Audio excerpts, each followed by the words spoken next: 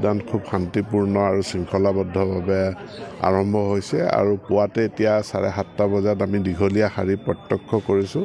এইটো খুব শুভ লক্ষণ আৰু ইয়াৰ জৰিয়তে আমাৰ ভোটদানৰ হাৰ বাঢ়িব বুলি মই আশা ৰাখিছোঁ। সকলোকে মই শুভেচ্ছা জনাইছোঁ যাতে শান্তিপূৰ্ণ শৃংখলাবদ্ধভাৱে ভোটদান সমাপন কৰে। কিমান আশাবাদী?